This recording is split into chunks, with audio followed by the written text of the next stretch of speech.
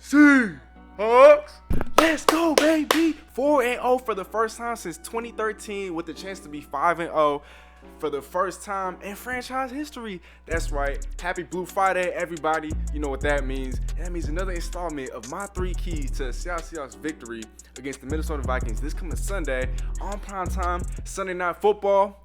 Let's get right into it. My fellow 12s, what's going on, Team Steezy? Once again, my name is Calvin-Domingo, aka SteezyASmith. I'm an aspiring sports analyst, and if you haven't already, please hit the subscribe button. It's free to hit that button. If you haven't already, be sure to tell a friend to tell a friend. Our goal is to hit 1,000 by the end of this year, and right now, if I'm not mistaken, we're currently at 830. So if I'm doing the math right, that should be about another 170. And so please be sure to share this video. And last but not least, be sure to follow the extension of our YouTube on Instagram at SteezyASmith. Our goal is to hit 500 over there, and right now we're currently at 477. So help us run that up. Without further ado, let's hop into my 3 keys.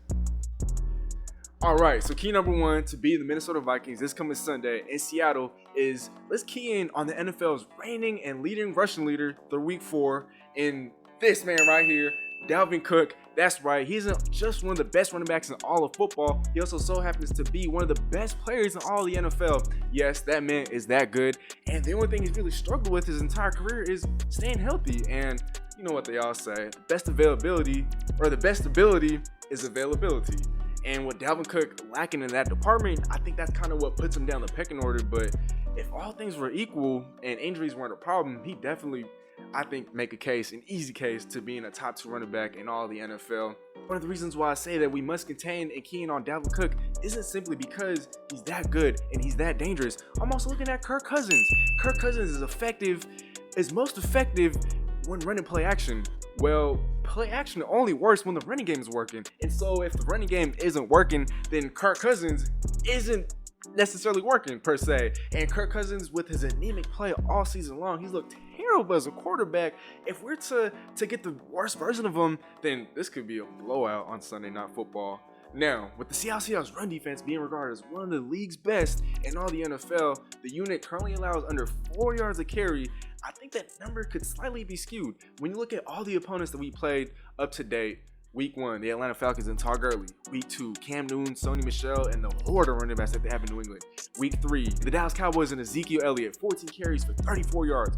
Week 4, the Miami Dolphins, Myles Gaskin, and also the horde of running backs that they have there.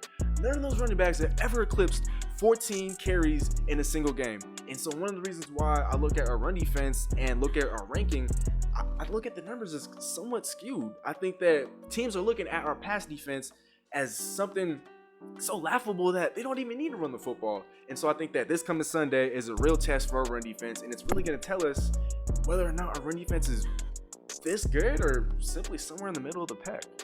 Key number 2, let's expose Minnesota's lousy and anemic secondary, which is a very weird thing for me to say, considering that unit is being coached up by Mike Zimmer, who's long had a reputation for being one of the best defensive-minded coaches in all the NFL. Granted, the Minnesota Vikings did lose 3 starters in free agency, and they're starting a whole bunch of no-names at cornerback. Mike Hughes is a former first-rounder from a couple of years ago from the University of Central Florida, but aside from him, I can't even name some of those guys in the backfield. Now, I understand their safety duo is among one of the best in all of football, Harrison Smith and Anthony Harris, so there is simply no excuse for that secondary being as atrocious as it has been. But with the way that the Seahawks have been allowing Russ to cook, the Seattle Seahawks have scored at least 31 points or more in every single game up to date. Our offense is not only that explosive, our offense is simply the best in football, hands down. Russell Wilson has 16 touchdowns in his first 4 games, tying the record for most touchdowns in his first 4 games by Peyton Manning, set in 2013. Oh, the year that he just so happened to win NFL MVP with a head-scratching 55 passing touchdowns. And Russell Wilson, our quarterback, the MVP frontrunner, is currently on pace for 64. Don't allow their wide receivers to beat us. Rookie wide receiver Justin Jefferson has currently been turning it on. That's why I had added in one of my fantasy leagues. But this man right here has 11 catches for 289 yards and a touchdown in his last 2 games. And Adam Thielen is currently second among all wide receivers, or tied for second amongst all wide receivers, with 4 receiving touchdowns. With our secondary being as terrible as it has been, we're currently 32nd in yards allowed per game. It also doesn't help matters that Jamal Adams is going to be out. We don't know the status of Quentin Dunbar. Ryan Neal is still very new to the secondary, and while I'm very excited for what he can bring to the table, I think that our secondary is going to be somewhat of a concern against these two electrifying wide receivers. Now, if Dalvin Cook is able to get it going, he's also very effective as a receiver coming out of the backfield. I think that will aid the passing attack of the Minnesota Vikings. But, of course, it all comes down to that man, Kirk Cousins.